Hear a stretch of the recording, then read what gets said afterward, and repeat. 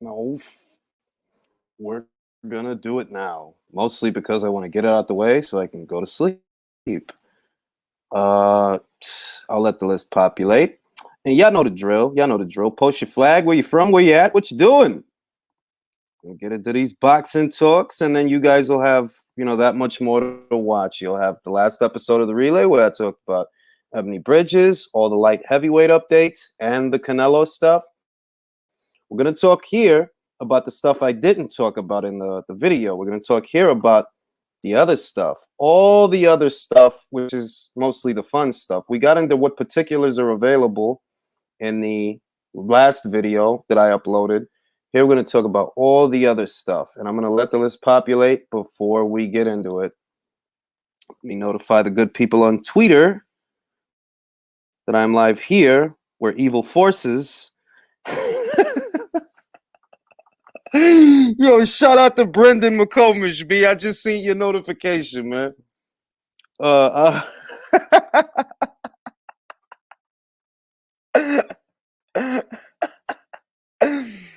Oh man, I'm turning red.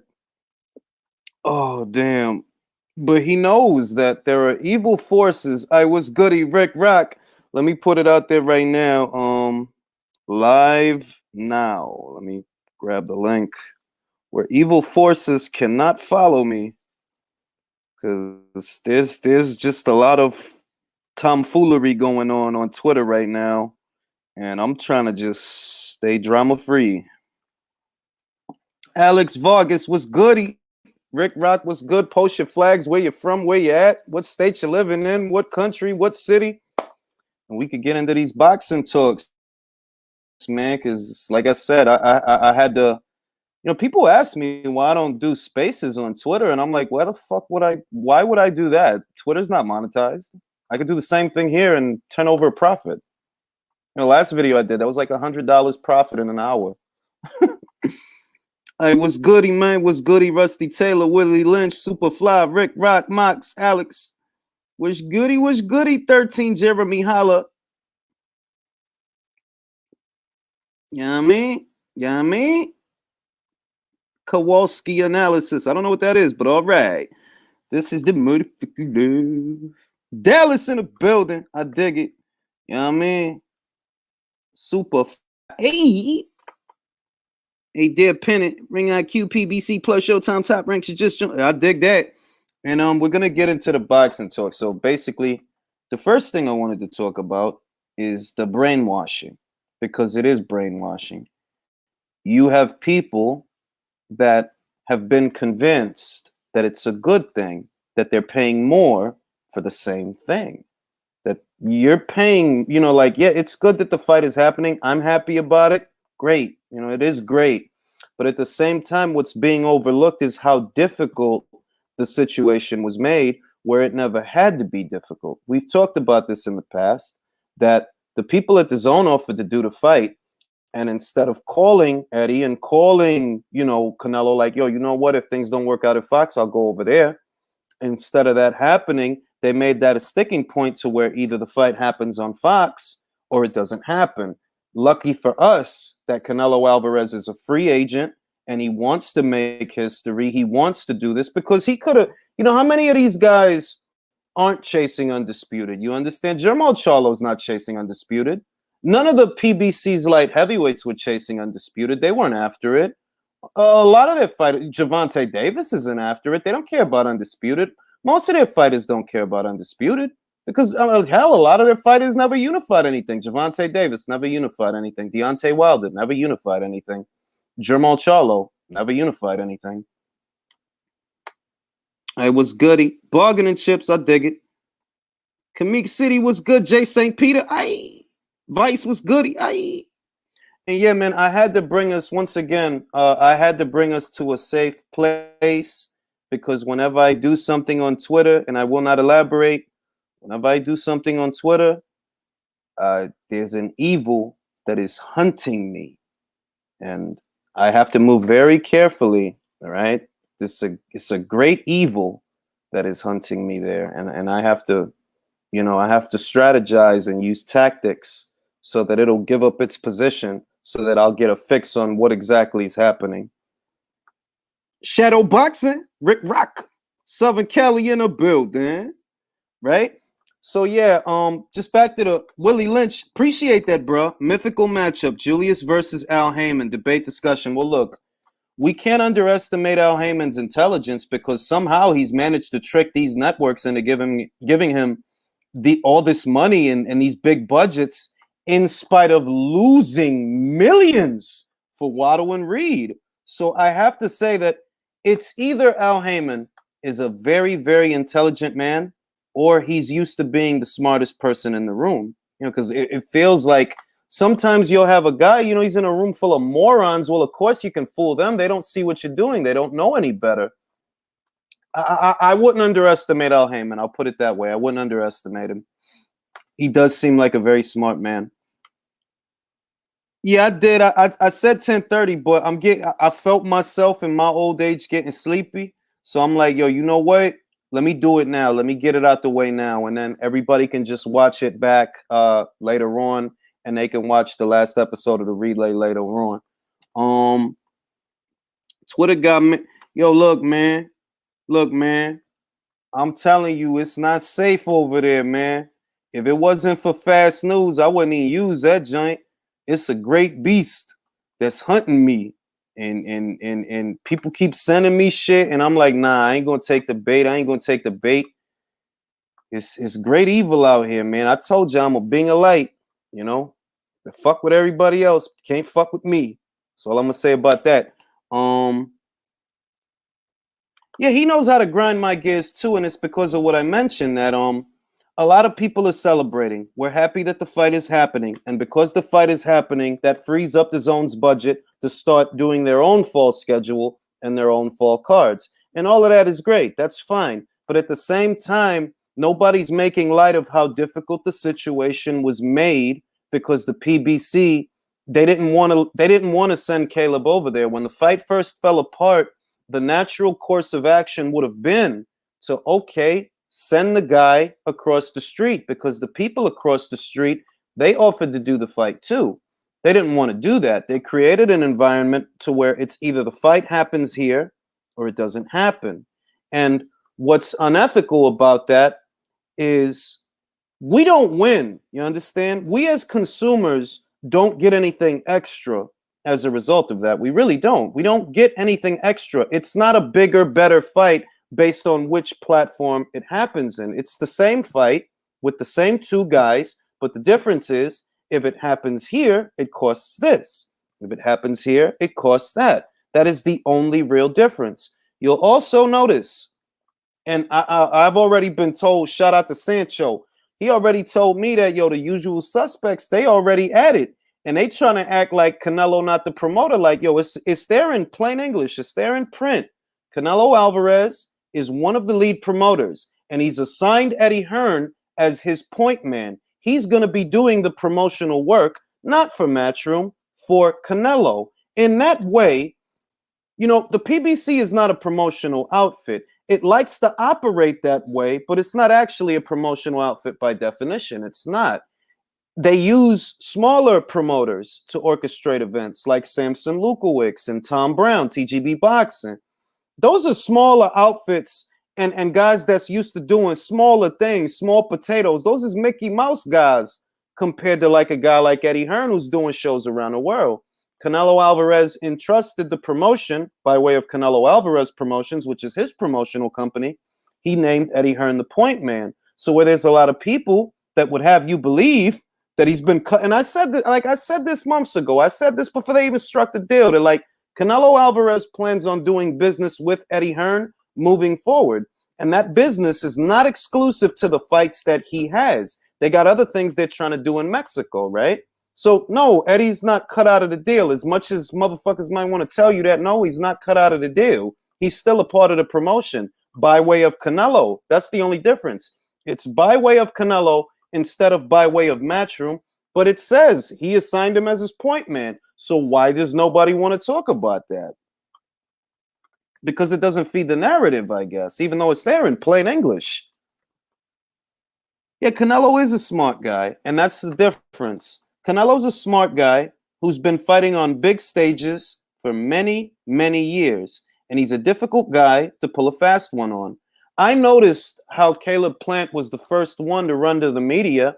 And I thought to myself, whatever he says, that's not what the problem was. Whatever he says is not what the problem was. And if you read through all of it, you're talking about things that you conceded to. You're not talking about what made the fight fall apart.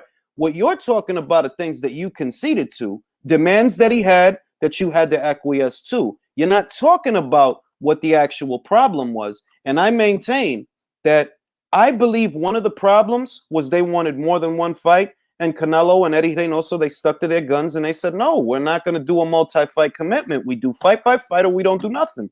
Because right after that, when everything fell apart, what did you hear Eddie Reynoso saying? He said, yo, we free agents, we network and promotional free agents. We do fight by fight. We're not interested in a package deal. That's what Eddie Reynoso said. And that was after the fight collapsed. He didn't say that for no reason. He didn't say that. He didn't. Why you think after the fight collapsed, he would be running around saying that? All Caleb was talking about were demands that were met. Demands they had to concede to. All you talking about is the shit that you had to give him. And I don't know why you acting like you gave him Hennessy. Bruh, he comes with Hennessy.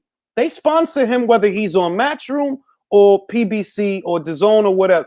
Hennessy is his sponsor. They're not your sponsor. You can't give him that.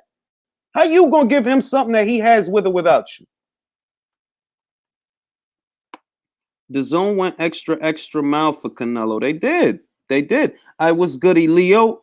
I'm gonna open up the chat so we can get it popping. Had these conversations, these boxing talks. And like I said, man, like it's good. It's a good thing, but also don't lose sight of what this is all about. This is about Fox charging me and you more money for the same thing. Because Caleb could have crossed the street, right? Cross the street. And we would have got the same fight with the same two fighters at no additional charge. The American populace is so brainwashed now, you actually have people celebrating that a network and network executives take more of their money. That is how sick this country is becoming. Like literally, that is how demented and insane. Like you really gonna let Fox brainwash you?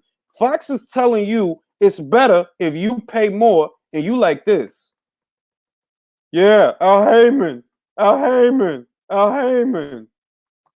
Like, bro, like that's what I be saying. Like, yo, I might take the whole squad and uproot to Europe because I'm like, yo, dog, like America's turning into a strange place, man.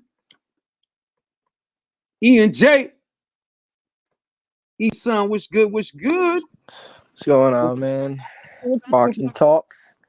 What you think about it, man? Is it celebratory? Like, how you feeling about the fight and just everything that's going on? It's like, of course, as a fan, you're happy that you're gonna get a big fight. Undisputed. Especially with, I feel like it's been more bad news than good news this year of boxing, honestly. So it's like, you know, it's like if as a consumer, I prefer to pay less, obviously, because that's the smart thing to do. You don't go to a store that's gonna cost you more for groceries. No, you go to where it's cheaper, but you're gonna get a good product still. That's how you think. The only people that don't think like that are people that just don't pay for their own shit usually, or aren't paying for shit. That's the way I see it. Exactly. Because it's like that, if you're a person, and I spend plenty on boxing every month, I have apps and channels and things that I just have it for, because I don't watch Showtime, right? I don't watch Showtime, but I have it for boxing. You know what I mean? Yeah. Like, I have it for boxing. Like, I don't really watch a lot of bullshit, to be honest. I watch something on Netflix occasionally, a couple of movies and Yeah. things like that. Hulu, Netflix, Disney I Plus, feel like HBO I feel Max. like cable in general is like I don't watch television ever really. Yeah, like every so often I'll put on a movie, but every other time I'm doing something else. And it's like, okay, right? The paying public is not everybody on Twitter or everybody on YouTube or everybody on Facebook. No, the paying public, the actual paying public, why would they think it's at all good that we have to pay more for the same thing? DLG, what's good? You feeling celebratory? How does this news receive you? All right, DLG ain't got his mic sorted out already. I think it's good that the fight is on because Oh yeah, basically, what a lot of people, what's really not being said is that a lot of people they were waiting for Canelo Alvarez to make a decision. They were actually waiting for him to decide, if the fight was going to get made or not, so that they could move forward with their own plans. So the good thing now is hopefully, okay, the zone will roll out a fall schedule and everybody else will roll out a fall schedule because the whole summer has been just like, look, collapses on it's collapses. it honestly, like, it's just been collapse after collapse and bad news after bad news. It's like, Hey, but we are treading the right direction because tomorrow is Crawford Porter purse bid. Come on, Sean, don't you do it, Sean. Don't let us down. look, The I, one I time we saw need you. I saw interview with Sean earlier today, right? And Mm, it was I believe it was IFL. It was either hmm IFL, it was one of the ones that have I believe so. Betfred. Yeah, yeah, And he didn't say nothing about pulling out. He didn't say nothing that sounds like yeah. he's gonna withdraw. And it's tomorrow. You see, it's tomorrow. So it's like the Thank moment of God. truth is here when it comes to that. Like the moment of truth is tomorrow, and we're gonna see what's what.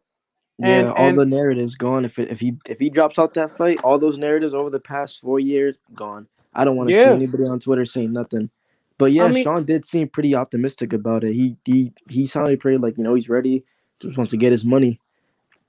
and I've maintained for the last, I'll say, maybe 2 years, because this really only became a talking point the last 2 years when they tried to use Sean as a shield for Errol, because that's how I describe it. That how are you more hyped to see Crawford versus Porter instead of Crawford versus Spence? I don't see y'all advocating for Crawford versus Spence. I see y'all Mm-hmm. advocating for the hoop jumping and the obstacle course. I don't see y'all Yeah, advocating for that. So that tell skipping me that, like, stones yo, and you shit. you really don't want to know. And these is the people you see on Twitter that they want to Yeah. threaten everybody. And I'm like, Oh yo, my you god. you don't even see how it is you. It's That's like that. neither here nor there. How you pushing for the not number one fight in the division? I don't understand it. No, I And don't it's like when understand it. I Mental know you remember gymnastics. the interview when Spence and Crawford are face to face, and Errol said, "Why wouldn't I go the easier route, knock Sean Porter out?" Once he said that, I said, "That's it." Like That was how can crazy. you Let, say let, That was let, let me otherwise? let crazy. me read the super chat and then let me read this. Okay, as someone who pays for all the fights, it's ridiculous to keep making pay-per-views for subpar fights. Canelo is worth it, but Ugas versus that is so true, and I'm still wrestling with that right now. I am. I'm wrestling with it because every time I tell myself that Ugas is a solid fighter, and I do believe he's a solid fighter, I think about that undercard. I think about Victor Ortiz and Robert Guerrero, and I'm like, yo, am I really going to let these people get me? If I buy this fight, they got Mm, me. yep, that's true. That's That's enabling bad behavior. They're just gonna Is it? continue doing it. That's like if your son he's being bad, and then you celebrate the badness, and what he going to do? He going to keep being bad. I'm like, yo, y'all bugging. You got an undercard with Robert Guerrero talking about after this, I'm gonna go on a welterweight championship camp. Like Robert, This bait and switch makes me weary of the Canelo deal for the simple fact that all it to me seems like they agreed that when they do the bait and switch, they just have to pay him what he was asking for. So don't be surprised if Benavidez or somebody else gets swapped out. I That's would all. David. say That's what I David feel. I was would the say, listen, David is, and I'm just being blunt. If they're gonna swap him out for someone, it would not. I don't know if it would be Benavidez, though it's possible because I think he's gonna be on the undercard. I think he's gonna be on the undercard. I'm not sure, but look, I'm okay. This is the thing. I'm okay with Canelo versus Benavidez on pay per view. I'm okay with that. Um, but at the same time, it's like, yo, you really trying to get me for $160? That's what this is all about. hmm You really trying to get me for $160? That's what you trying to, and you already trying that. I feel like they already trying that with Pacquiao and Ugas because it's too much little things. Like I said, like look, conspiracy theory or no conspiracy theory. If I'm bugging, you tell me why Ugas was sparring a southpaw before that news even broke. Why is he sparring a southpaw? Why Fabian, is it every other fight got rescheduled, but this one they swap somebody in as fast as they swapped them in? Everybody else, you can wait. The biggest fight is Pacquiao versus Spence. That's gonna make the most money. That's why they wait for Wilder versus Fury. That's why they're waiting for Cambosos and Lopez. The fights get rescheduled. Nobody else is trying to stick somebody else in and be like, we still want this pay-per-view money. Exactly, like anybody else, like the way they do things over there, which is why I say it in a lot of videos, is that there's just no quality control. It's a circus. It is a circus. Like it's Gonzo over there. Like your dog, you don't care about the customers. What is Like the undercard? What is the full undercard for that pay-per-view? I don't even know because ridiculous. it's I don't like remember it was supposed to be Ugas versus Maidana as the chief support. So you got a whole fight that got knocked off that. Not that it was a good fight anyway, because it wasn't. I'm like, yo, you got fights that you could make and you don't make them. See, this is the thing. All right, let's say this is how you orchestrate a card like that. You got Pacquiao, Ugas, right? This is the situation. Or before that, Pacquiao, Spence, take away Ugas, right? Ugas versus Maidana should not be the chief support to nothing because nobody cares about that fight. The chief support should have been Keith Thurman versus Jaron Boots Ennis. Yeah. Keith, you lost your belt. You cannot ask for an arm and a leg every time you get out there. You lost your belt. You haven't fought in 2 years. No, we do not have to give you $3-4 million every time you get out there. No, you lost your belt and you haven't fought in 2 years. If you want to get back in the winner's bracket and you want to get to the big purses, you got to work for your money. And we see what's going. Look, we're 8 months into the year of 2021. This man still doesn't have a fight date. He's a retired fighter, man. If he faces anybody decent next, I think he's gonna get knocked out. Like that's probably gonna happen. Get knocked out, and that's gonna be it for him. I feel like, and I'm gonna pass it to Jeremy. Well, let me read this super chat, then let me pass it to Jeremy. What's up? $80 pay-per-view with 3 shit fights. As businesses, aren't they supposed to build the brand? What you read? No, right? What do we know, right? It's just our money, right? It's just our money they want, but what do we know, right? Jeremy, what do you think about the situation? It depends. What were you talking about? Because my shit was lagging when I was hearing you talk. Couldn't hear you. Oh, all right. Well, basically, do you feel that Ugas versus Pacquiao is worth your money as a card, as a whole card, just the whole thing? No, not really. It's the type of fight that you can just see like on normal television. From what I've seen, I'm only 17 years old, but from when I look back on fights that happened in the 1990s and all that, there were better fights, and from what I hear from the commentators, they're free fights. So I wouldn't see no problem. I can see the problem if if someone tried to say Manny Pacquiao versus Yordenis Ugas is a pay-per-view fight and you gotta pay $80, I don't know, paying $80 for just one fight. For me, that's kind of problematic, especially when knowing how costly some fights can be when the PBC is basically willing to put every fight that's good or decent on a pay-per-view paywall. And you have, see, this is the thing, right? You get my point? No, completely, because that's what I'm alluding to, that the way that you used to do things before, for example, on the Floyd Mayweather Jr. versus Canelo Alvarez pay-per-view, you also had, I believe it was Danny Garcia versus Lucas Matisse. I believe that was that card. And I was like, well, that was a really good fucking fight. Lucas was one of the strongest fucking punchers. People didn't think that much of Danny. There was a lot of intrigue. Whereas now, you get a chief support as the main event. That's where it's at. They're like, yo, this ain't even really main event worthy. This is more like a chief support. And what I'm thinking is, okay, if it's me and I'm like, okay, I'll pay for Ugas versus Pacquiao, but what else do you have for me? I think that Thurman versus Ennis should have been on that card, because it's like, Thurman, how much longer are you going to be out? And they are building Ennis, aren't they? I mean, he's a welterweight that people are excited about, but it's like all the guys that he should be fighting, none of them fights is happening. Lipinets wasn't a somebody at 147. Get the hell out of here. He was nobody. He was a champion at 40.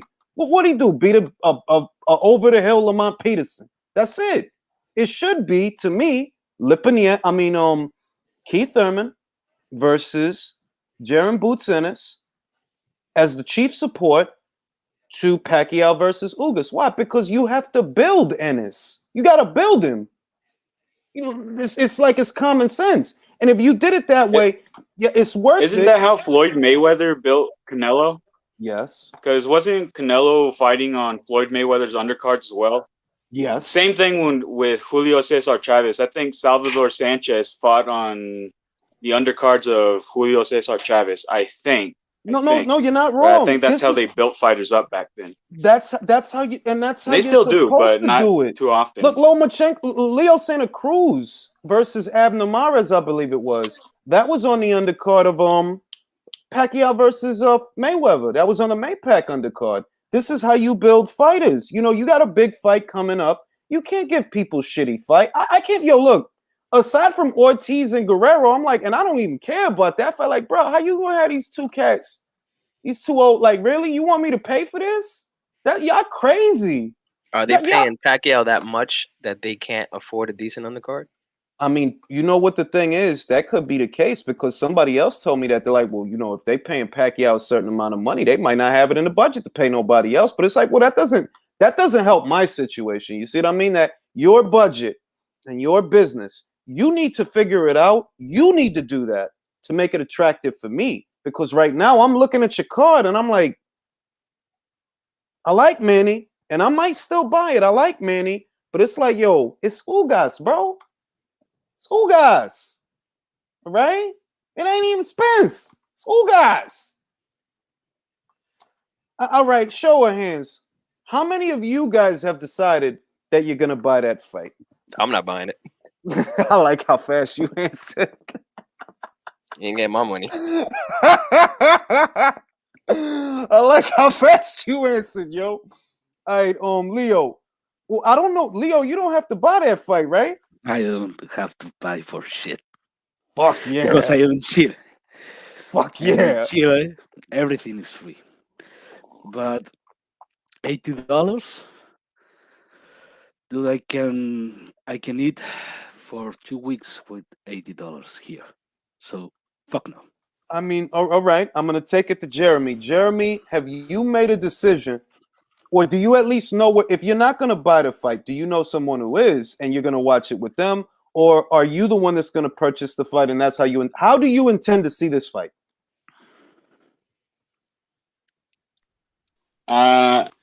Pues aquí en México no se tiene que pagar para ver peleas. Fácilmente puedo ir en Showtime o pues alguien en Face, ¿verdad? Puede mandarme un link y ya. Y pues si conozco a alguien aquí de México, nadie conoce a Yordenis Ugas, pues sí conocen a Manny Pacquiao. Pero de que van a comprar la pelea, no creo. Ay, Dios no estoy mío. seguro. No, pero tú te salvaste entonces. Ni mi papá sabe. Te salvaste, tú estás en México, so tú no tienes que pagar para esa vaina, eso te salvaste. Pero nosotros aquí en los Estados Unidos, we got a decision to make. We got to make a decision. Y yo estoy así, like, it's Manny. And it could be his last fight. Could be. But it's Ugas. Ugas doesn't have eyebrows. Do you guys realize that? He doesn't have eyebrows. Isan, how do you intend to see this fight?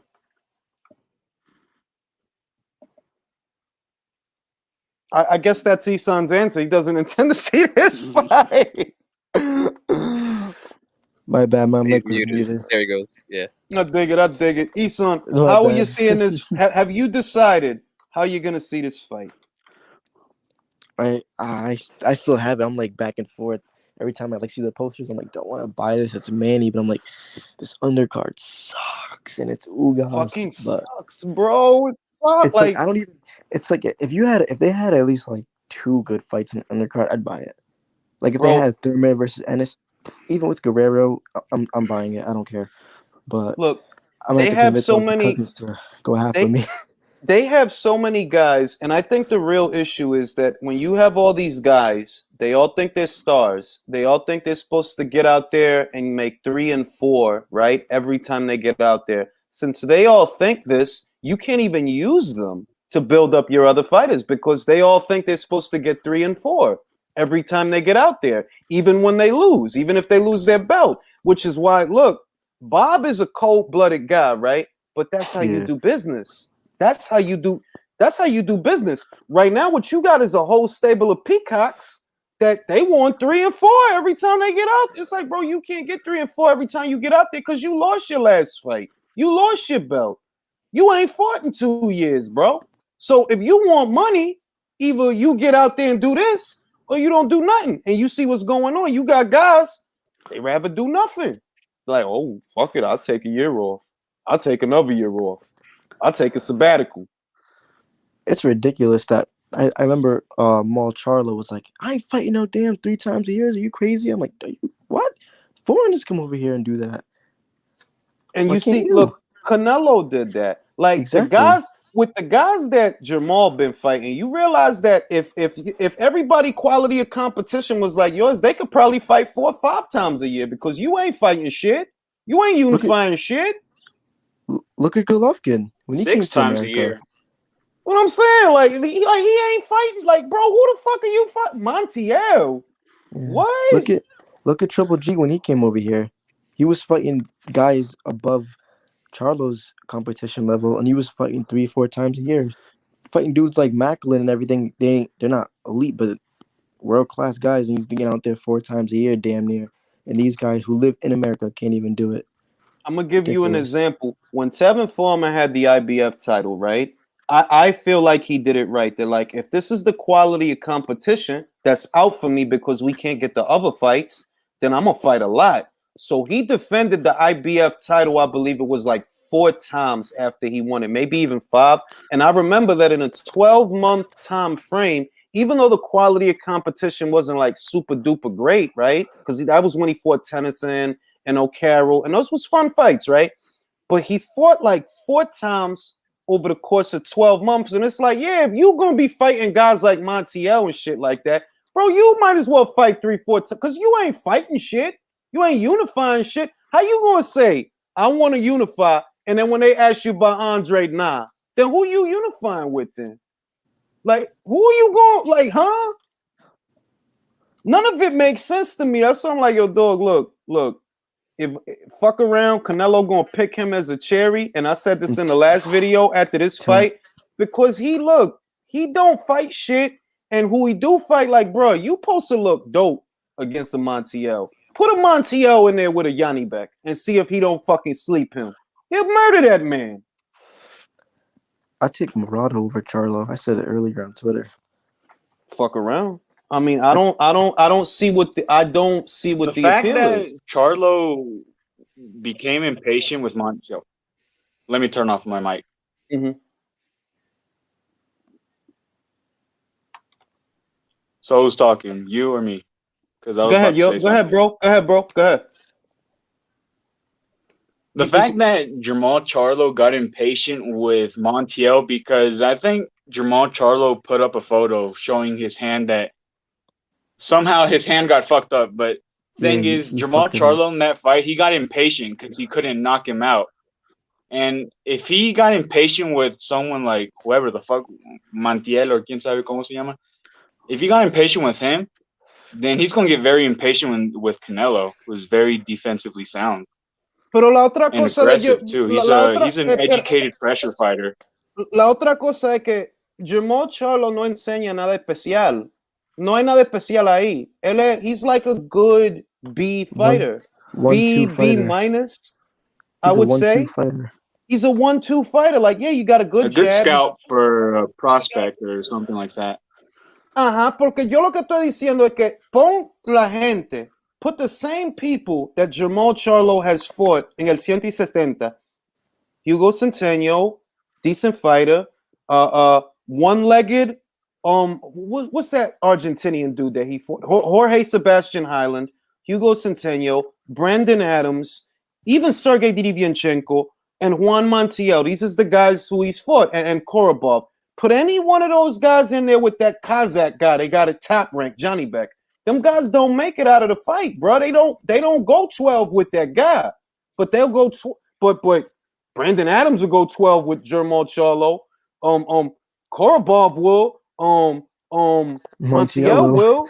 It's like what the hell? Like, and it's like, yo, look, we getting to the point where it's like I can't talk boxing with these cats, man, because if you can't see this shit, it's nothing special about this dude. You can't see that he got a jab in the right hand, and that's all right, but ain't nothing special about this dude.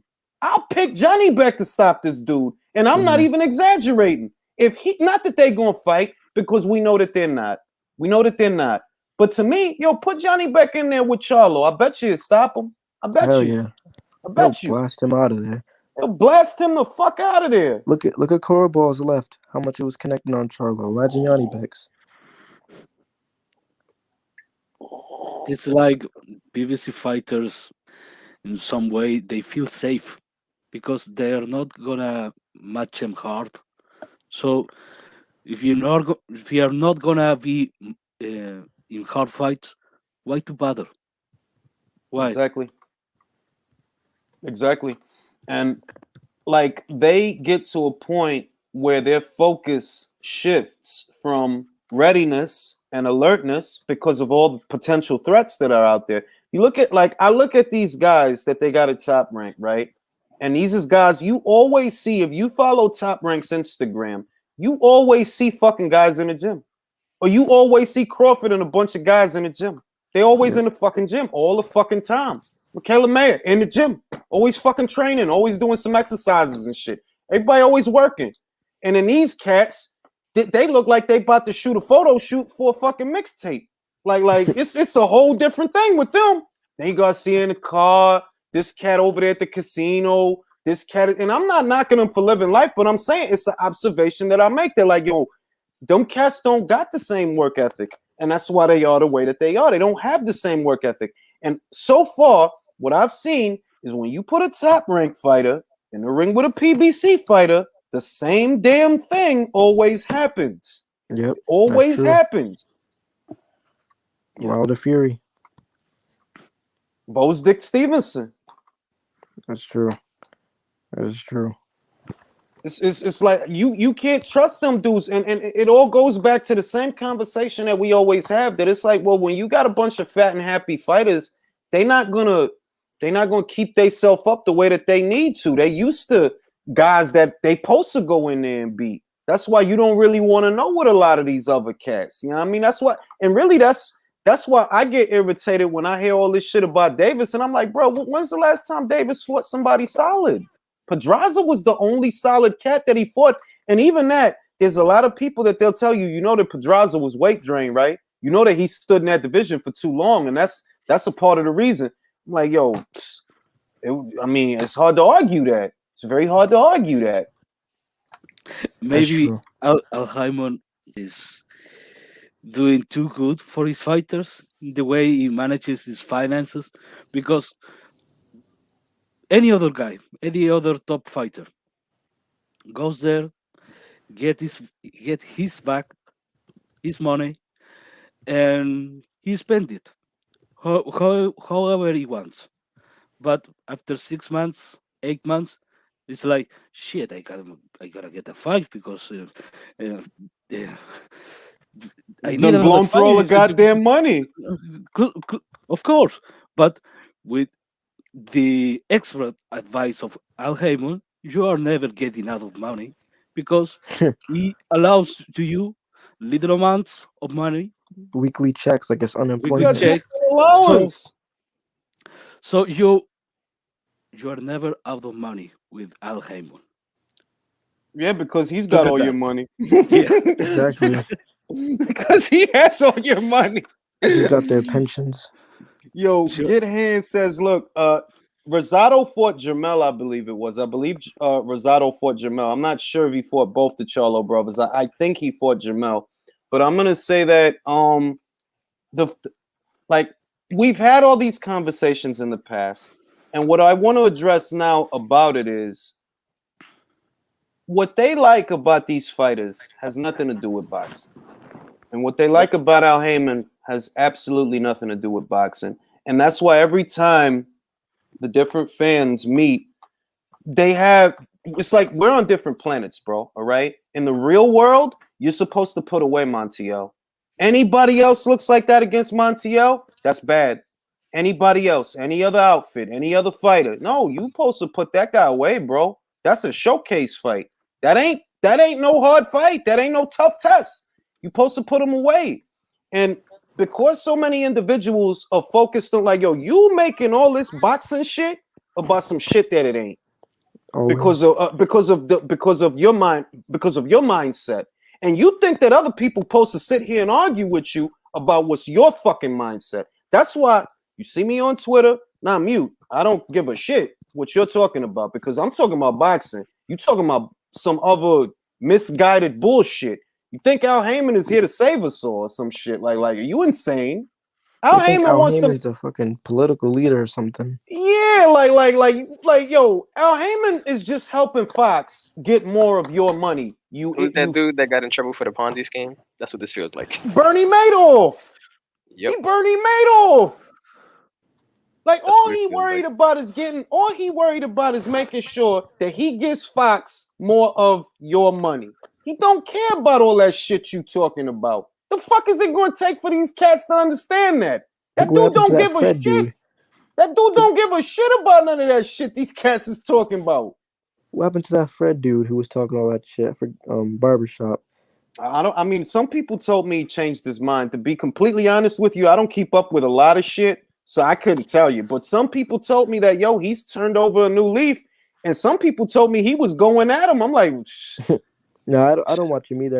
I just saw like clips and people talking about it. They all said that right, he switched him. Munguia versus Derevyanchenko. Is it better than Gabe? Well, I'm going to be honest with you.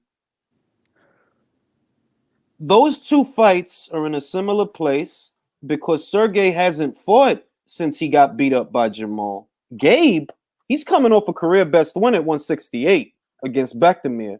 So I look at those fights as being in a similar place.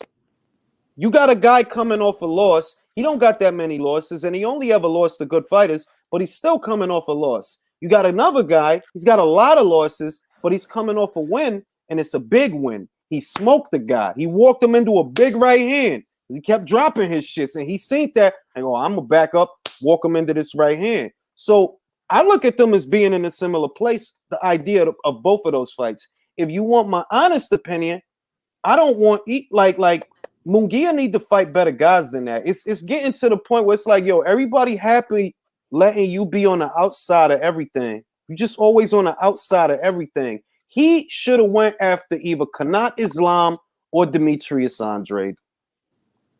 Appreciate that, Danny. Number one, right? Yep, he was number one once. And it's like it's not even that people conveniently forget.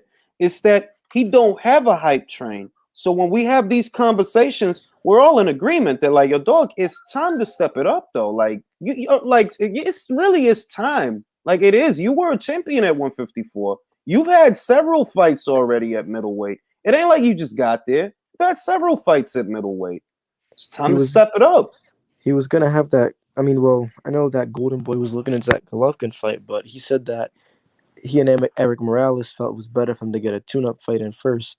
I'm just like, dude, you've been at 160 for how long? Your entire middleweight campaign has been a fucking tune-up.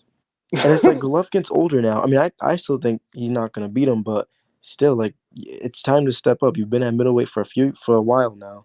Like, there's no reason you need more tune-up fights. Like, what more do you need to fix? I don't know. Like, I don't know what that, like, let me read this super chat. Ugas left bicep. Look, yes, it does look, it looks like a torn bicep. After the Canelo fight looked all gross. Dude looks injured too. Hey, I wouldn't, they got, I mean, I don't rule. It's a circus over there, bro. And I said, why do you think I say that? It's a circus over there, bro. It's haywire. It's crazy over there. Shout out to Mike Way. Appreciate that, bro. It's wild over there, bro. I wouldn't be surprised if he is injured, and I wouldn't be surprised if they let him fight just because it's too late to pull him out. Imagine if you had to pull out Spence and Ugas in a span of 2 weeks. Bye, Fox. I don't even know, like, bro, like, I've never seen it.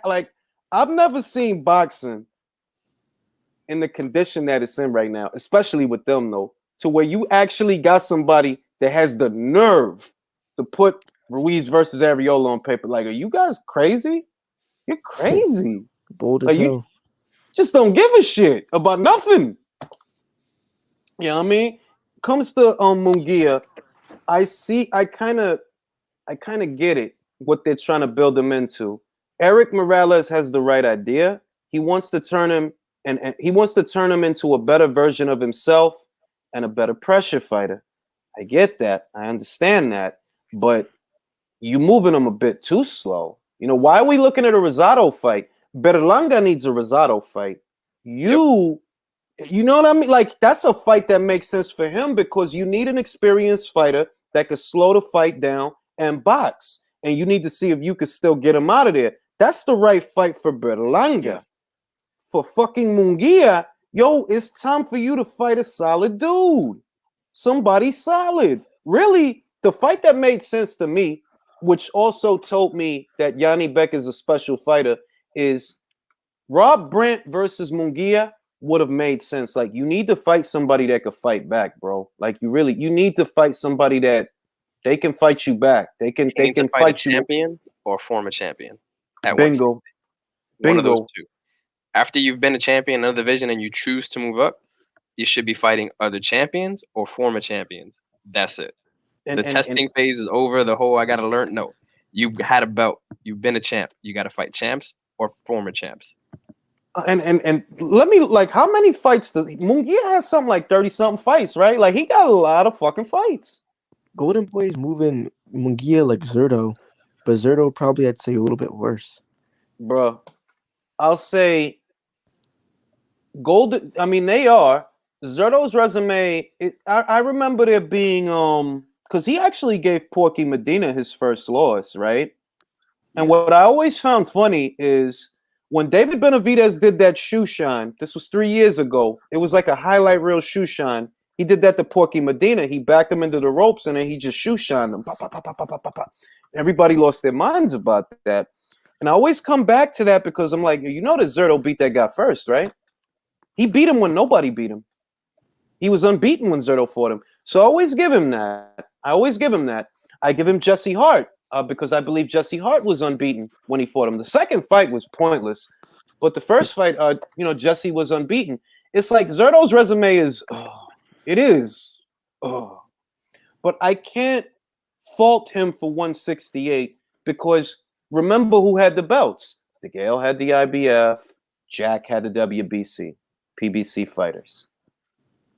Zerto had the WBO, and I think George Groves, he had got the WBA, and then he went into the World Boxing Super Series. The mistake, and my memory gets hazy around this time because I remember that Zerto injured his hand around that time, and I'm trying to remember if that's what kept him out of the series because I remember he had a hand injury or some shit. But I'm like, yo, you know what? Y'all should have put him in that shit because he didn't fucking fight shit, bro. You knew he wasn't going to get no Jack fight. You knew he wasn't going to get no motherfucking DeGale fight. When Benavidez got the WBC, y'all seen what happened. Y'all tried to bring him over, and it didn't work, and he ended up going back. It's like, bro, like, y'all should have put him in that shit, man, because he didn't fight shit. He's at light heavyweight now. You know, he beat Sullivan Barrera. All right. We all know Sullivan's past it, but all right. And I'm like, yo, for all that shit he's saying about Bivol, you're not gonna fight that dude. You're gonna fight Kovalev. You're gonna fight Kovalev because Eddie has a plan for Buatsi. He want to get Buatsi out there before this year is out, and then yeah. Hey, I fuck with it. If he gonna do it the way that's a good fight. I just feel bad. Like, oh, it's so soon. I don't think he's gonna no, listen, I advise you go to Boxing Beats and Rhymes last video. And I love this fucking dude, man. Yeah, I follow Beats actually. And what he said, it struck a chord with me that like, you know what? You can't keep waiting for the fighter to develop all this shit. He ain't gotta be on the same level as the other guy to beat him. And he was talking about the Buatsi shit because he saw that there was a lot of people saying that Joshua Buatsi, he's not ready. And what he said, it kind of struck a chord with me because I'm like, yeah, that's kind of true, man. Like, if Buatsi lands that right hand, The only thing about Buatsi that really worries me is when he letting him go, he's still there. And Bivol has a jab. So if you still there, he catch and shoot. You catch it and shoot, and he'll touch him because your head is still there. Like you're not moving. You gotta move. I don't know if he He's can there for fix that that in one counter. fight. Yeah, like he there for it. But it's more like I see what he meant. They're like, yo, look, if that's what he want to do, No, and that they is feel true. fucking ready, do the fucking fight, man. Because at the end of Yeah, the I day, agree. I There's ain't no need. do the fucking fight. Yeah, I agree. If the fighter's ready, there's no need to hold him back. Then, like that's what I like about I Eddie. It's said, like, you know what? If he wants to do it, let him do it. It'll be a good fight and a yeah, good name. Whoever wins. and to me, it's like I'll be honest. I don't know how Beats feels about the fight 2 fights from now because that's what we're talking about. 2 fights from now. I don't know how Beats feels about that fight. I feel 2 fights from now, Buatsi loses. 2 fights from now. 2 fights. Do I think that he will have what it takes in 2? No. 3 to 4, maybe. But 2, I Yeah, don't feel he wins that fight in 2 fights. I Because don't But either. Bivol is not old. He's you're not. talking about winning, but to compete against people, is he He ready? can compete. Yeah. He, Yeah, So he should he's fight. gonna have a puncher's chance in that fight for sure. But we saw Bevel take some shots from Joe, so it's like, you that's what know, I mean. Look, are we sure? Joe, Are we sure a punch is gonna get Bevel out of there with just one shot? that's what I'm look. Joe is not little for 175. Like he's Hell not no. big. He's not big like Vlasov. Vlasov is big and doofy. He's 6'4" at light heavyweight. He's a cruiserweight on a keto. He's a Ju- cruiserweight on a keto diet. Fuck Yeah, yeah, what's that guy that is huge. keto? Keto, I That think it's shit. called. Yeah, Real when you shit. only Like eat like that one dude is thing. on a fucking diet. But Joe is not a little light heavyweight. Like Bivol is a little like on the smaller side of the light heavyweight division. But look at Buatsi. Buatsi is not a big light heavyweight. He long, like on some Kevin Garnett shit. That yeah, you long, but you ain't got a lot of meat on them bones. So it's like if Bivol took a clean shot from Joe, clean shot, and he ain't even go down. He was frazzled, but he ain't go down. He walked it off. I don't one punch from Buat. I don't know if that's going. I don't I don't think know. that's gonna be enough. And you see when he gets guys going, he can gas himself out. He might hit people with some good shit, think he got him, gas out, and then Bevel can punch too. People forget Bevel. He ain't no feather Yeah, fisted guy. He He has he some crispy shot. he's got some. Yeah, exactly. He's more of the guy that's gonna hit you with they're something you don't taking the see. Craig Richards. They're taking Craig Richards and Lennon Castillo out of context. Dimitri Bivol fought 2 statuesque light heavyweights that are big for the division. Lennon Castillo is about 6'2". Craig Richards, I believe he was about 6'1", maybe 6'2", around there. He was big for light heavyweight, and because Bivol didn't get those guys out of there, and then we don't look at the circumstances either. That the Craig Richards fight, that was off a long ass layoff. He fought Richards. Lennon has never been stopped. That's the Washington Heights Busy Bone looking motherfucker. That he looked like Busy Bone from Washington Heights. That dude, nobody stopped that dude, bro. So if That's true. Bivol stop him, chill. Don't say he can't punch because of that. Before that, He he was almost guys. he almost had Joe going at the end of that fight. He like 10 more seconds. The ref was literally saying, "Show me something, Joe. Show me something." And the bell rang. 5 more seconds, you would have had a stoppage. Like, damn, that would have looked good on his resume now. I Since Joe know, just right? became a champion. If he would have stopped it, because to my knowledge, Joe's ever only been stopped once, and that was a very, very unless I'm mistaken, and that was a Uh, very long time ago. Let me read this super chat. Shout out to Hustle V8.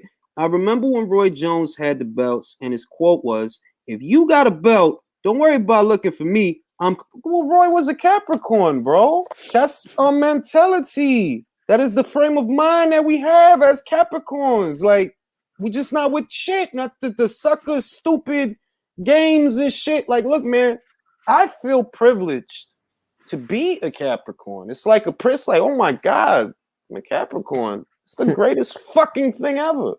No, but just no bullshit. Roy was a special. He's still a special guy. He's still a special fucking guy, man.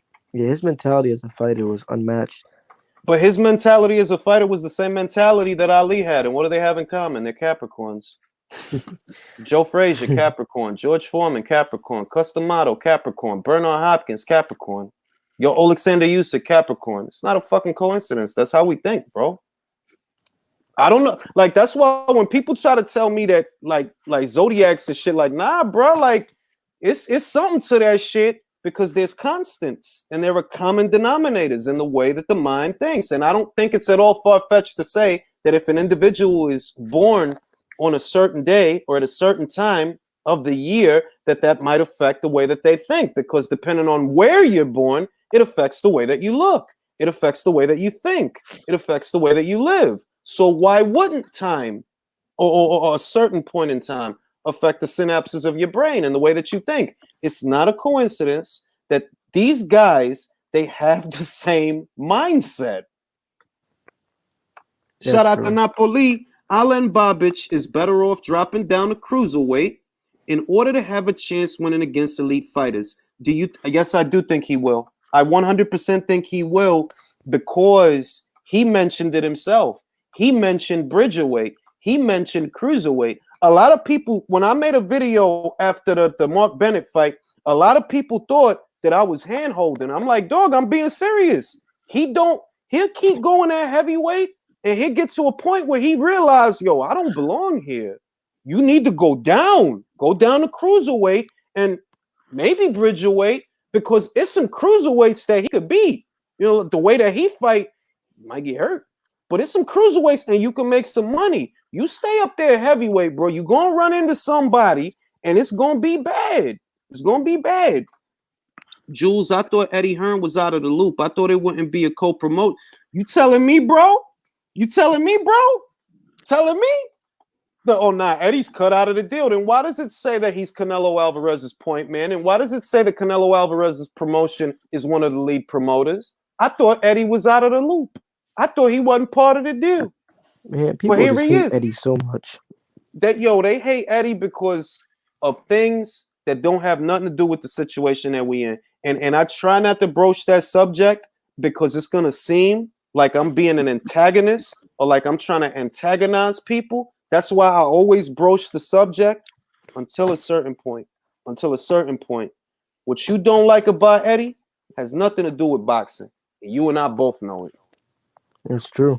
If I sit here and talk boxing with you, if I tell you boxing shit, you're not even hearing me. You're not hearing me, because what you don't like about that man ain't got nothing to do with boxing or his ability to promote fights. So that's why when I'm on Twitter, don't talk to me, mute. Don't talk to me. If you're not talking boxing, just boxing, and I see that you're not talking boxing, I'm not arguing. I'm not arguing with you, man. Mute. It's always easy to tell what someone's real issue is. I think they're hiding their agendas. It's so easy to tell. It is. Shout out to Taurus's hustle. One of my best lifelong friends is a Taurus. Best lifelong friends. And y'all are violent fucking people by nature. Willie Lynch, let the Capricorn speak. Hey, Gemini. Ain't nothing wrong with Geminis, man. Geminis is good people. Like, all right. The signs that's kind of my sister's a Leo. I can't be like, I love her. I got two sisters. One of them's a Leo.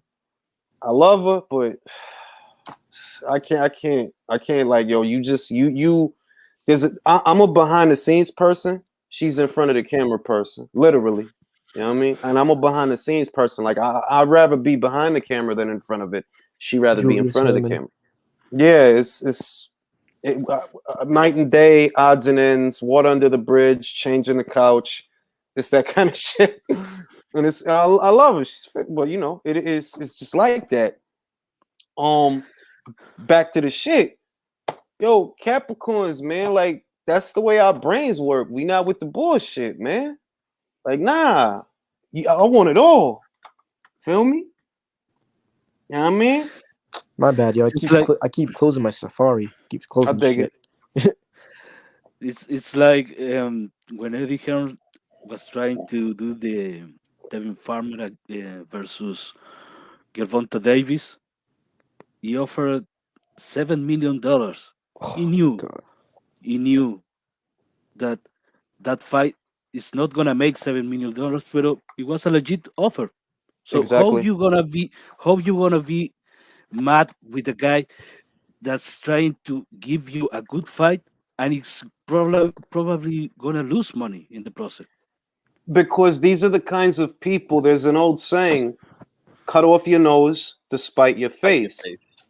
Yep. These are people that their heart is, and like I said, there's no other way for me to broach this subject without addressing this just a little, because this is not that kind of channel, and I do not propagate those kinds of narratives. But there's people that their heart is so full of hate, they swear they the hero in the story. They swear to God, and they don't see, they're like, yo, you so spiteful, you'll cut off your nose to spite your face.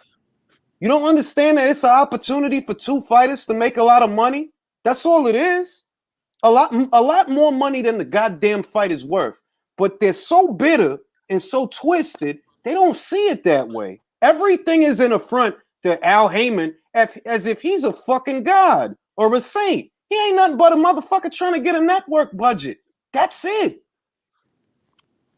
People are so worried about trying to interject their own personal issues in the box and trying to make, like, you're projecting your views on a whole different guy that does not know you exist, and you're caping for that guy. It's just so weird. Well, once again, it's because they view the shit. They don't view this as what it is. They view this as, look, I'll put it another way. These are people that are unhappy with their own lives. And they seek fulfillment in trivialities like this, because in the greater scheme of things, these are trivialities to us. This is how we entertain ourselves, isn't it? This is entertainment for us. It's not that deep. It's not like, it's not that deep, bro. It's just, you know, not for us. To the fighters is deep because that's their bread and butter. Obviously, to the fighters and the managers and the promoters, yeah, it's deep for them because it's their bread and butter. But for us, it's just entertainment. To these cats, they think they in a fucking holy war.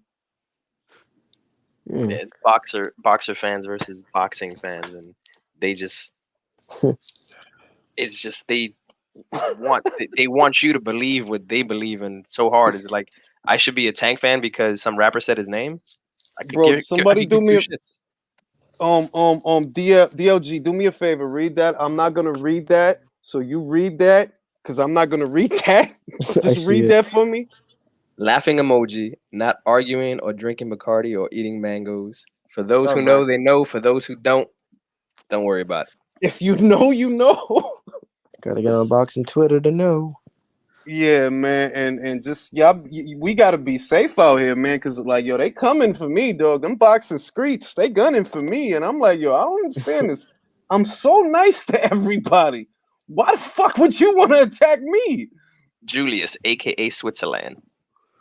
Yo, I swear, bro. Like, I don't understand. Like, I'm so nice to everybody. I don't understand why they keep coming for me, man. Julius, what you think of what's your take on this? So, I saw Jack Alter's post on Twitter. He was saying that Canelo's clearly above Salvador Sanchez as like an all-time great Mexican already. How do you feel about that? I agree. Oh yeah, I agree. And a lot of people, I mean, look, this is the shit. Boxing is full of sentimental people. yeah. And I'm like, see, I understand that I'm in the minority. You get me? I understand that most people don't look at it as black and white the way that I do. That yes, he is. He achieved more. It's simple. And when we look back, Canelo will mean to us what Salvador Sanchez meant to them. See what I mean? It's black and white to me. And I factor in time, which I believe that most other people, they don't factor in time to things, that like, they don't think about that yo, you understand that he's already done more than him, right? And you can try to dilute it and belittle it, but a couple of years from now or a decade from now, when they compare the careers, what are they going to say? That, yeah, he did more. He did more. And I had this argument mildly, or at least this discussion mildly with Mark in reference to Chavez Sr. and Canelo, that like, yeah, Canelo's probably going to surpass him if he hasn't already. He might. I haven't quantified it yet. I haven't revised all of Chavez fights to know for sure. I haven't. But I'm looking at it and I'm like, yo, this dude is a fucking 4-division champion already. Look how many champions he's beaten already. The And only and difference now is that there's a lot more haters now than there were back then. Yeah, yep. that's true. All right, Drew, Jules, I just find it hilarious the spin job on how Canelo got all his demands, and it's not just Samson Boxing, TGB Promotions, but Canelo Promotions. What changed in the negotiation room, do you think? I believe that one of the sticking points was they wanted more than one fight, and I also believe they didn't want Eddie Hearn to be part of the deal. That's what I believe. I don't believe anything that Caleb Plant said, because everything that Caleb said were things that they conceded to. Those are things that you conceded to. What actually caused the fight to collapse? And if you want my honest opinion, I think that one of the deal points was that they wanted Simpson to be either the lead promoter or Tom Brown to be the lead promoter. That's what I think one of the problems was, that they don't want Eddie to be part of the deal. They want their own promotional company to be part of the deal, so they make that much more profit. And Canelo is not an employee. He's not fucking Jermall Charlo. This is not Lions only promotions. You understand? Yeah, let PBC handle everything, and then have Plant be bigger on the poster or come first on the poster, and it's Plant versus Canelo, not Canelo versus Plant. Goofy, silly shit. Goofy, silly shit. Shout out to Ronnie. Cinnamon is the great. Yo, he might be like, I'm looking at it like, look, I've been around a long time. I'm an old man. I got gray hairs. And I'm telling you, I look at it all as numbers and numbers. Number of divisions, number of title defenses, number of titles procured, number of titles unified, number of momentous occasions, all right? And he's got it. He checks If he off does on a lot of undisputed, these. Yeah, he it's gonna checks help off that on case a a lot lot of these more. boxes. He checks off on a lot of these boxes.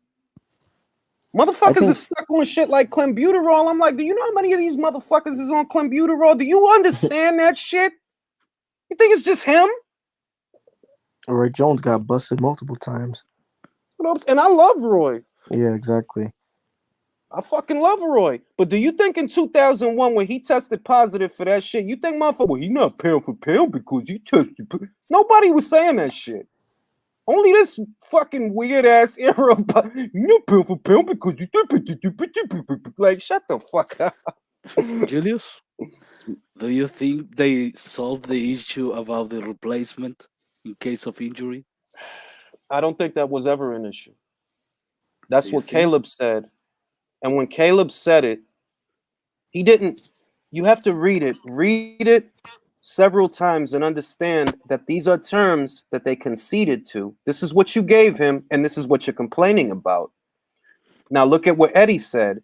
Eddie did not say any of the shit that Caleb said. He did not dispute it. He did not refute it.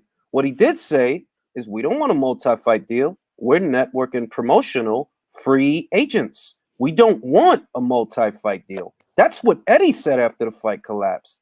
So I'm not paying attention to you, Caleb. You ran to the media first because you wanted to convince them. You wanted to control them. You wanted to control the narrative.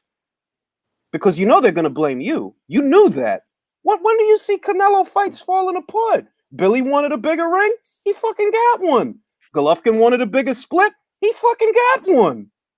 Remember, the second fight, Golovkin was like, no, I'm not getting 30. I want more than that. And they gave it to him. They gave him like 45, right? It was somewhere. I was like, yo, I'm surprised they gave him the shit. But yeah, like, I was shocked. I said, good for G. He got that fucking bag. He got the fucking bag. That's why when Billy Joe Saunders was threatening to walk, when he was threatening to do a Derek Chisoria, what they do? You want a bigger ring? You can have it. You still gonna get fucked up. You still gonna get beat. So when do you see Canelo fights fall apart? He start fucking with you, John B, and the fight fall apart. You know who they gonna blame, because you know that we know.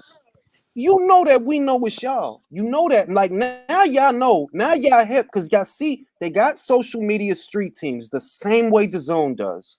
That they watch what people talk about on social media. And I'm 100% sure y'all know that we know it's y'all. It's always y'all. No PBC promoter has the infrastructure or experience to promote a spectacle. Exactly. You saw how bright-eyed Nello was, Billy. Yep. And that goes back to what I was saying before that. Samson Lukowicz has fighters and a good eye for talent, by the way. Does. He has fighters, but you're not on the level of Eddie Hearn to where you staging fights at the fucking Rock of Gibraltar. You're not there. You're not at a place where you staging fights in Uzbekistan and Milan. You're not there. You're not that kind of promoter, and neither is Tom Brown. Y'all are small promotional outfits that the PBC uses to circumvent the Ali Act because you know you're not supposed to be promoting and managing at the same time. You know that. Yeah. Julius, what do you think the next big fight at 118 is going to be? What do you think we're more likely to get? In a way, Donaire, Casemiro? I believe the drama in Saitama 2 is going to be the next fight because Casemiro is a dick-eating douchebag. Yeah, the PBC fighter now. He's a PB.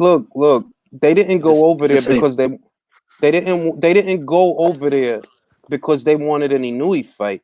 And a lot of people didn't pay attention to what was said when the Donaire fight collapsed. They said that Donaire is going to keep his date. His date. That's his date that they designated for him because he's a PBC fighter. Donaire walks, you swap him out for, really it was Rigo, you swapped him out for Donaire, then that bullshit happened, and then Rigo's back. But that was Casemiro's date. And that's how I knew, you think that Al Heyman is going to do Rigo a favor on the cards? You wide-eyed motherfucker. Yeah. You think he like Rigo? Better stop. F.A. Ajagba versus Jet, great fight, but it ain't gonna happen. Great fight, but I don't know if we're gonna get that. If I got both of them, I wouldn't make them fight each other. I'd get both of them to fight Anthony Joshua. That's 2 paydays. That's 2 times I get that AJ money. I wouldn't make them fight each other. What the fuck you gonna making them 2 guys fight each other? Shout out to New Media USA Boxing Coach Malachi. Napoli was good with his amateur pedigree. How you think Robson Conceição will perform against Oscar Valdez? I haven't seen much of Robson. I've heard a lot about him. I heard he's a gold medalist. I gotta look at that kid, man. But if he's still on some amateur shit, you already know what time it is. Look at that magnificent beating that Oscar put on Burchell. That was beautiful, bro. That was fucking beautiful. I thought Oscar was gonna die.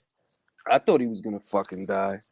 That jab, really, if you watch it, what really did it was the jab. Every time Miguel Burchell got on that front foot, took a step forward, pop right in his fucking face. Pop right in his fucking face. Keep moving, pop right in his fucking face. Stay in front of him, not so far on the outside that you can't hit him. Close enough you can hit him, close enough you can stop him when he try to come forward. And he never got nothing going. Because you know what Miguel Burchell want to do? He want to swarm you. He want to be all over you like a bunch of fucking gnats. Every time he tried, Oscar pop him in the face with that jab. Like, nope. None of these PBC Is he gonna fight guys. again? Burchell, he's building himself back up. I see he's back in the gym. What do you Drew think is a good says- comeback fight for him? For Miguel, there's a lot of fights at 130 he could have. To be completely honest, the entire division changed. He better go to 135. Honestly, yeah, I do believe that because he looked a little gaunt at the He weigh-in. did look drained. He looked drained. He was spitting too. Yeah, he looked gaunt at the weigh-in. So 35 might be a better fight, a better weight for him. And off top, the fight I would like to see him have is Tevin Farmer. If Tevin ever comes back. Tevin is in a place where he don't really need fights because he's doing real estate and he's flipping houses. But if Smart he comes man. back, if he comes back, I could go for Farmer versus Burchell. I could go for that fight. Why make good money? Why get punched in the face to make good money when you could make good money and not get punched in the face? You know what I By the way, mean? he's thinking about it. Why not? You know what I mean? If I'm getting money flipping houses, what I'm gonna sit here and let you hit me for? Fuck that. I could flip these houses. And I could use these houses to launder this drug money. Shh. I think it would have been smart for Loma to go down to 35 to back to 30. I agree with that. But Loma is prideful, and you can see he wants that. that Tio. He wants that Tio. Man, if that rematch happens, I'm leaning towards Loma more. After everything that's happened, I feel like the momentum has just shifted. Tio You lost know, all his momentum. I don't even feel comfortable talking about that fight anymore because I know that I'm gonna be attacked. If I talk about that fight, that's why I don't bro shit. If the time comes to talk about that fight, I'll talk about it because, like I say, and people not gonna like me for this, bro. The rounds that Lopez won, this man was not throwing. None of them was doing anything. Yeah. Tio was stalking him. He was stalking him and staying with him, but it wasn't a whole lot happening. It ain't like you went in there and wailed on him until he outboxed. Outboxed him by doing what? They didn't throw. Neither of them was throwing. All he did was do more than Loma. That's really it. A smidge more. That's it. And then after round 6, what happened when Loma turned it up? I didn't like the way Tio reacted to some of those punches he was getting hit with, man, late in that fight. He know how bit to down in the react. 12th. He bit down in the 12th, and I think he's gonna be better if they fight again, obviously, because he's young. But the way he was getting hit, and I don't know, he was. It If was Loma weird, went like in that the look on early, he his would have. face. Yeah, exactly. The looks on See, his face. when he was like started getting perplexed. hit, He was when he perplexed. when he started getting hit, what I saw is that he didn't see where the punches was coming Nope. from, and he didn't know what to do about them. And then I think about how that was almost a year ago. Like October. That's when they fought, and you bought the fight Cambosos in October, so it'll be over a year if you fight Loma. How do you make 135 over a year from that fight? How you making it? Because remember, Lopez was rushing them to do that fight because he said he was busting at the seams. He's busting at the seams. It's almost time to move up. So I'm like, well, if you end up fighting Loma again in, say, spring of 2022, just hypothetically speaking, what condition are you going to be in to still be making 135? Because he's young. He's a young guy. He's like 23, 24. His body is still growing. His metabolism is still going to be, you know what I mean? Yeah, that's stuff like that is exactly why I'm leaning towards Loma a little bit because it's been a year.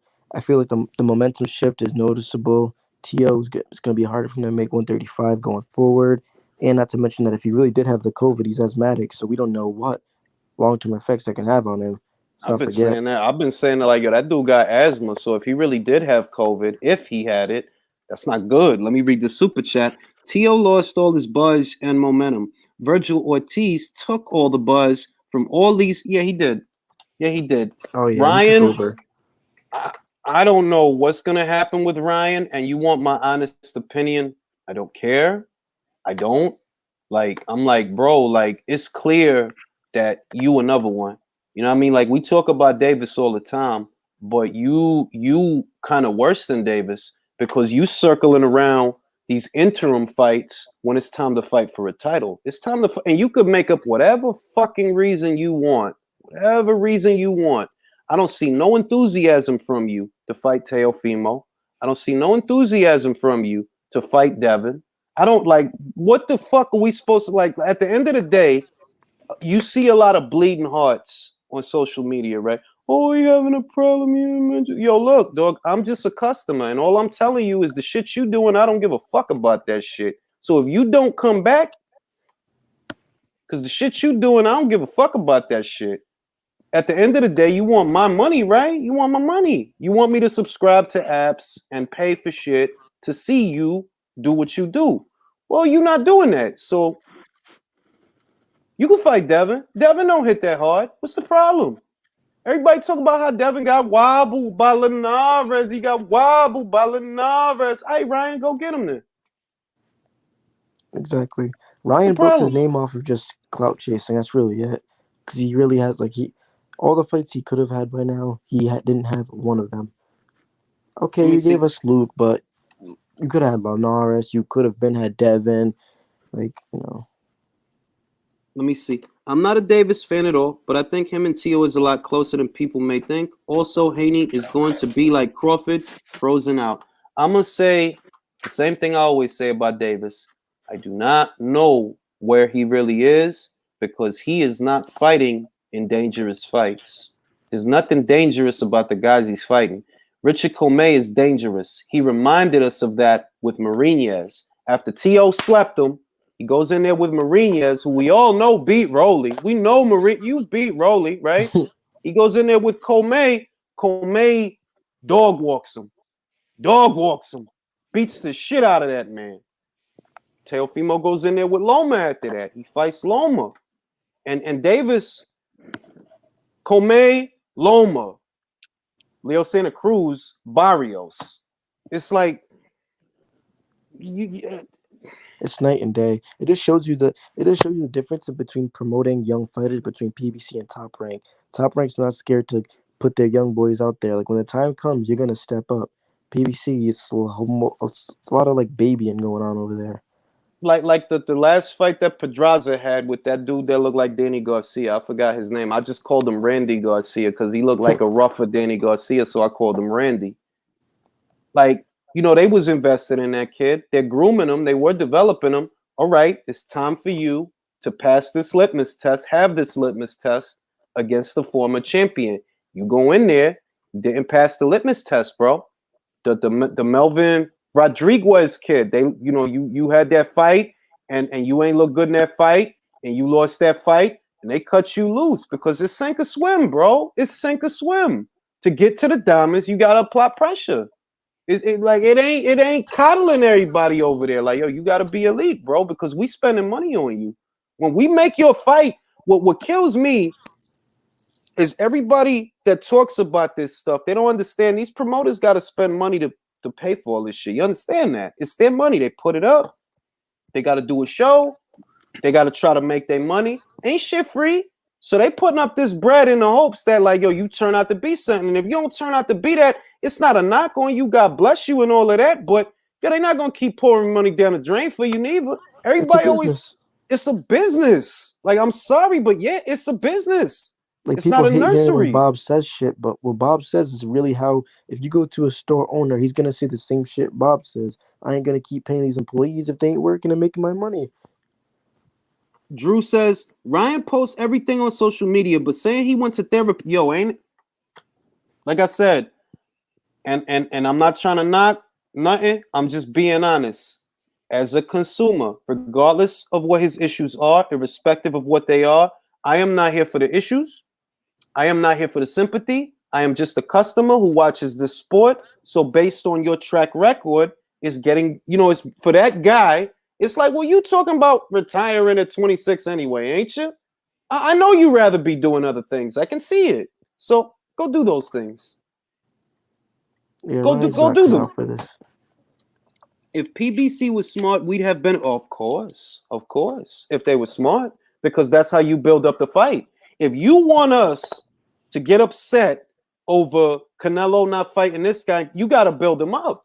Right now, he could fight Benavidez. He could not fight Benavidez. I ain't going to be mad at him. Why? Because look at what he doing. Understand, there were 4 world champions in the super middleweight division, and they were happy, completely fucking happy to stay away from each other. Plant had the IBF. Benavidez had the WBC. Billy had the WBO. Callum had the WBA. They were fucking happy to not fight and just wait. So if I see Canelo, Cash Money, Redhead Canelo come in and tie it all up, no, I'm not going to be mad at him. Bro, you shouldn't have lost that fucking title on the scales. That's your fucking fault. Yep. Given how much money they gave Pacquiao and how shitty the undercard is, what hopes do you have for the Canelo Plant undercard? Oh, shit. Berto versus somebody else. They better get Benavidez on the card. That shit is going. They probably gonna dig up Omar Figueroa or some shit. Let me read the super chat. If PB, all right, I read that one. Got to ask, does that's the safe bet? That's the safe bet, ain't it? That's what we've all come to know and love. You know what I mean? I mean, does he quit, fellas? Does he quit? Does anyone care? In the 4th or in the 5th? That was so fucking perfect. Does anyone care? It was so perfect. But I mean, like, shit, man. Right. The subject that we were broaching, that we were getting near, that we were hovering around, was the obsession that people have with Al Heyman as a fixture in boxing. He is not a civil rights leader. No, he's not. I'm sorry. You want him to be that, but he isn't. He's just a boxing guy. He's Bernie Madoff 2.0. He's Bernie Madoff but from the music industry to me. And that's what the obsession. That's why we see this bizarre fixation, and that's why we keep butting heads with other people that they not looking at it for what it is. They making it some up like, no, this is it's not a war. It's not a war. Dude. You're not in any fucking war. You watch this shit on TV and getting fucking emotional. Do that thing with Adrian Bronner and Al Heyman. Remember that documentary from Netflix, Counterpunch? I didn't see it. They featured this little kid. He was for the AKA Little B-Hop. He was a Chris prospect. Colbert. Yeah, Oh my god. at that time. Oh my god. And I never it was very interesting because they showed the relationship with the manager at that time. He was a little kid, he was young, 18, 19 years old. And the manager, he was discussing with the manager because he want a new pair of sneakers. So how many manager says, how much money do you need? 200. And the guy say, okay, all right. And it happens, he he handles them $200. But and that reminds me of Adrian Bronner, but this guy is like Adrian Bronner. How old is he? Broner's like fucking what, 33, 34? I mean, this is that. See the point you're making, Leo, right? I made it that Broner has been in there with Marcos Maidana, with Sean Porter, with Manny Pacquiao, with Mikey Garcia. He's a former 4-division champion. And at this late stage, this very late stage of his career, you're telling me that this man doesn't have control of his own finances? What kind of dick in the booty contract does he have? That you can't get at your own money? What the fuck did you sign? Like, what the fuck? And remember, he's not a Chris Colbert. He's not like a young guy that's coming up. No, he's almost out. Like, he's almost out. 4-division champion, fought Ponce de Leon, right? To the end than it is to the beginning. For Ashley Theophane, right? You just fought Giovanni Santiago. Like, you're not chasing titles and shit like that. Like, it's almost over. And you telling me that at a point when it's almost over, this grown-ass man got to go to another grown-ass man to get his money? Read, and I advise any of you, go to the fucking shit, AB the Wave God. Don't just read the text message. Read the caption under it, and it'll tell you what you need to know. If you're clever, it'll tell you what you need to know. They're like, nah, I don't want to talk to you. Nah, I don't want you. Don't call me. No, you're not going for. It says all of that. That's how he get these guys. That's how he talk to them. He finesse them, right? Because a lot of these guys, they like they looking at the shit for something that it ain't. This is business and this is boxing. It's not this. It's not all this other shit. This is business. This is boxing, and this dude is holding your own money for ransom. Like you're some kid on allowance. Fuck around on Canelo fight Broner on that shit. Fuck around. If they were smart, they'd at least throw AB in with boots. I mean, he wouldn't take the fight. He didn't want to fight Prograis. Prograrius is a dangerous fight for Broner, right? He is. Like, I feel like Prograrius might be the first man that stops Broner if they fight. Because that dude hit hard. Like, he's not a big guy, but you see it when he hit these guys. He hurt them. I think Prograis could stop Broner. I definitely think Boots could stop Broner. Definitely. Like, he'll hurt him real fucking bad. And he won't fight those guys. He will not fight those guys. No. He will not fight those fucking guys.